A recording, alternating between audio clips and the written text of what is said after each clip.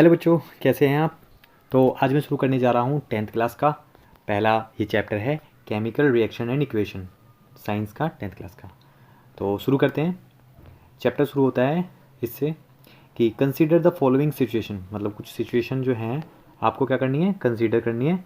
और क्या करना है आपको, एक तो सिचुएशन कंसीडर करनी है, ऊपर से consider the following situation of daily life, जो डेली लाइफ की जो सिचुएशन है उनको कंसीडर करना है।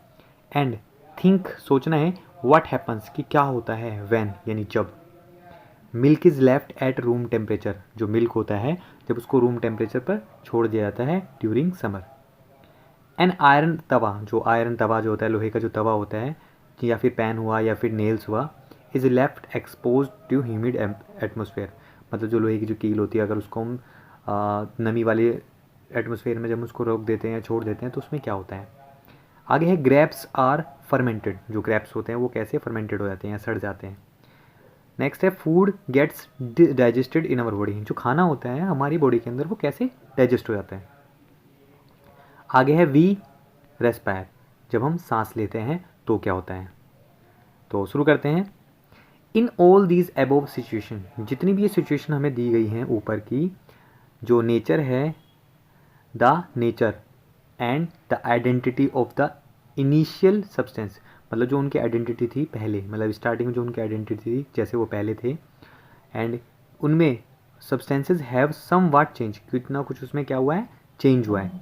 वी हैव ऑलरेडी लर्नड, हम पहले से ही पढ़ चुके हैं, that about physical and chemical change, मतलब फिजिकल और केमिकल चेंज हम 8वीं क्लास 9वीं क्लास में हम पढ़ चुके हैं। तो वी हैव वेन एवर, जब भी कोई, देखो ये पहली लाइन है, वेन एवर केमिकल चेंज अकर, मतलब जब भी कोई केमिकल चेंज होता है, वी कैन से, हम कह सकते हैं, that a chemical reaction, chemical reaction जो है वो हुई है, यानी taken place. You may perhaps, शायद आपने, you may perhaps be wondering as to what is actually meant by the chemical reaction, तुम्हें शायद पता होगा या पता हो सकता है ये जान कि केमिकल रिएक्शन क्या होती है। How do we come to know, हम कैसे जान पाते हैं, that a chemical reaction has taken place, कि कोई भी केमिकल रिएक्शन जो है वो हुई है या नहीं हुई है। Let us perform some activities to find the answer of this questions, मतलब ये जो क्वेश्चन है इनको फाइंड आउट करने के लिए हमें कुछ एक्टिविटीज़ करनी है। तो चलते हैं। एक्टिविटी नंबर जो 1 है वो देखिए, एक्टिविटी 1.1।